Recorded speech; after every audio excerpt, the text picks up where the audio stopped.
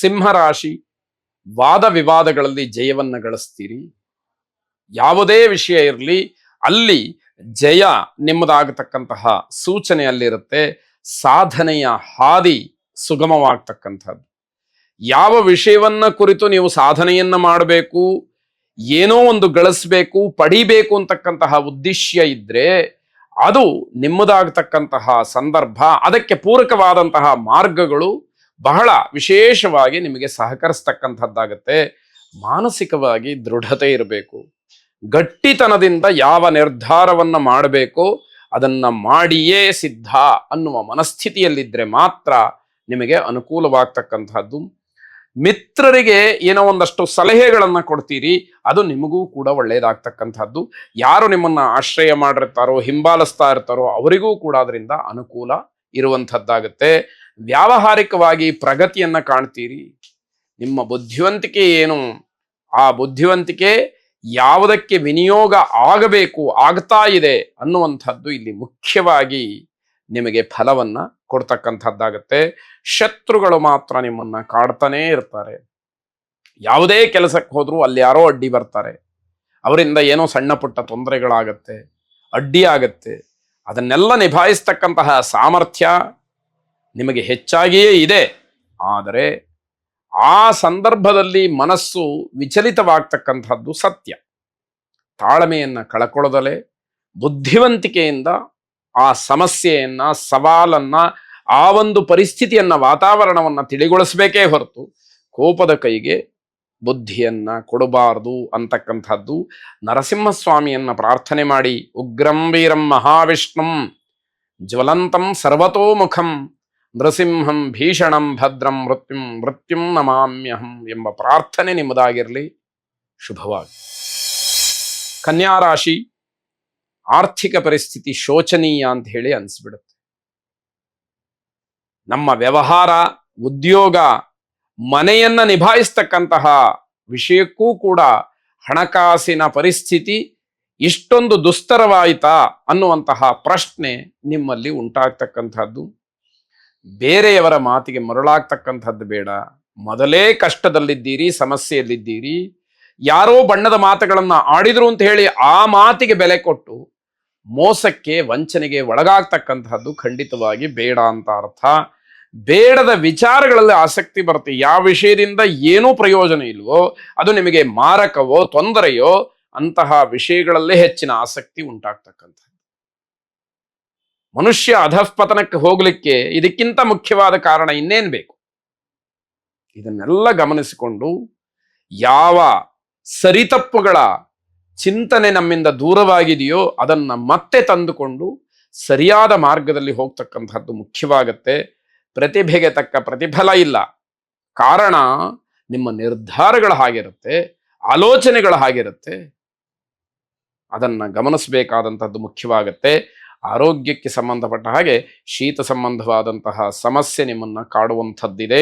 ವೈಯಕ್ತಿಕವಾದಂತಹ ವಿಚಾರ, ಸ್ವಾರ್ಥ ಇವೆಲ್ಲವನ್ನ ಸ್ವಲ್ಪ ಬದಿಗಿಟ್ಟು ಆಲೋಚನೆ ಮಾಡಿದಾಗ ಜನರ ಸಹಾಯ, ಸಹಕಾರ, ಉತ್ತಮವಾದಂತಹ ಮಾತು, ಮಾರ್ಗದರ್ಶನ ನಿಮಗೆ ದೊರಕುವಂಥದ್ದು.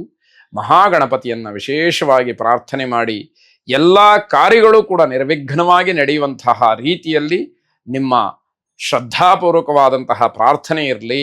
ಶುಭವಾಗಿ. ತುಲಾರಾಶಿ, ಸಮಾಜದಲ್ಲಿ ನೀವು ಗಳಿಸಿದಂತಹ ಸ್ಥಾನ, ಗೌರವ, ಮರ್ಯಾದೆ, ಸನ್ಮಾನ ಇತ್ಯಾದಿಗಳಿಗೆ ಧಕ್ಕೆ ತರೋದಕ್ಕೆ ಹಲವಾರು ಜನ ಕಾಯ್ತಾ ಇರ್ತಾರೆ. ಯಾಕೆಂದ್ರೆ ಅಲ್ಲಿ ಹೊಟ್ಟೆ ಕಿಚ್ಚನ್ನ ಬಿಟ್ರೆ ಬೇರೆ ದಾರಿಯೇ ಇಲ್ಲ ಅಥವಾ ಬೇರೆ ವಿಷಯವೇ ಇಲ್ಲ. ಆ ದೃಷ್ಟಿಯಿಂದ ನಿಮ್ಮ ಬಗ್ಗೆ ವಿರೋಧವನ್ನ ವ್ಯಕ್ತಪಡಿಸ್ತಕ್ಕಂಥವ್ರು ಇರ್ತಾರೆ. ಆದರೆ ಭಗವದ್ ಅನುಗ್ರಹ, ನಿಮ್ಮ ಒಂದು ಸಮಯ ಚೆನ್ನಾಗಿದೆ, ಅದೃಷ್ಟ ಒಲಿದಿದೆ ಎನ್ನುವಂತಹ ವಿಚಾರದಲ್ಲಿ ನಿಮ್ಮ ಇಷ್ಟಾರ್ಥಗಳು ಸಿದ್ಧಿಯಾಗ್ತಕ್ಕಂತಹದ್ದು.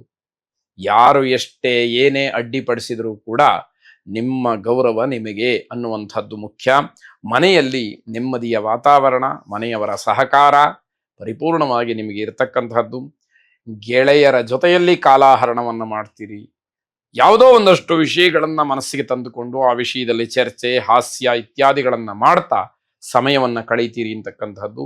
ನಿರುದ್ಯೋಗಿಗಳಿಗೆ ಉದ್ಯೋಗದ ಅವಕಾಶಗಳು ಸಿಕ್ಕತ್ತೆ ಅನ್ನುವಂತಹ ಭರವಸೆ ಗಟ್ಟಿಯಾಗುವಂಥದ್ದು, ಬೇರೆಯವರಿಗೆ ಸಹಾಯ ಮಾಡ್ತಕ್ಕಂತಹ ಮನಸ್ಸು, ಇವೆಲ್ಲವನ್ನ ಗಮನಿಸಿದಾಗ ಜೀವನ ಬಹಳ ಉತ್ಕೃಷ್ಟವಾದಂತಹದ್ದು ಅನ್ನುವಂತಹ ಅನುಭವ ನಿಮಗೆ ಆಗತ್ತೆ.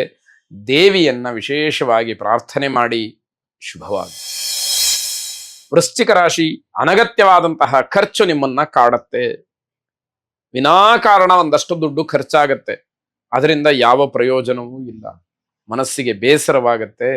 ಆದರೆ ಆ ಸಂದರ್ಭಗಳು ಹಾಗೆ ಒದಗಿ ಬರೋದ್ರಿಂದ ಹಣವನ್ನ ಖರ್ಚು ಮಾಡಲೇಬೇಕಾದಂತಹ ಪರಿಸ್ಥಿತಿಯಲ್ಲಿ ನೀವಿರ್ತೀರಿ ಅಂತಕ್ಕಂತಹದ್ದು. ಕಳ್ಳರ ಭಯವೂ ಕೂಡ ನಿಮಗೆ ಕಾಡಬಹುದು. ಏನೋ ಕಳ್ಳತನಕ್ಕೆ ಅವಕಾಶ ಆಗಬಹುದು. ಕಳ್ಳತನವನ್ನ ಜನ ಅಥವಾ ಕಳ್ಳರು ಮಾಡಿ ನಿಮಗೆ ಅಲ್ಲೂ ಕೂಡ ಬೇಸರಕ್ಕೆ ದಾರಿ ಮಾಡ್ತಾರೆ ಅಂತಕ್ಕಂಥದ್ದು. ಮಾನಸಿಕವಾದಂತಹ ವ್ಯಥೆ ಉಂಟಾಗುತ್ತೆ. ಮನಸ್ಸಿನ ಮೇಲೆ ತುಂಬಾ ಪರಿಣಾಮ.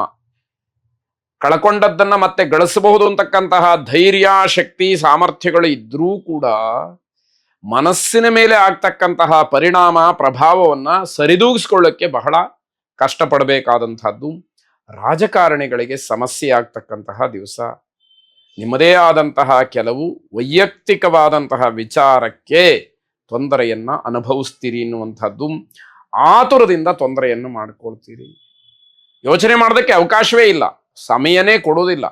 ಆ ಕ್ಷಣಕ್ಕೆ ಏನು ಮನಸ್ಸಿಗೆ ಬರುತ್ತೋ ಅದೇ ನಿರ್ಧಾರ ಅನ್ನೋ ಭಾವನೆಯಲ್ಲಿದ್ದರೆ ತೊಂದರೆಯಾಗ್ತಕ್ಕಂಥದ್ದು.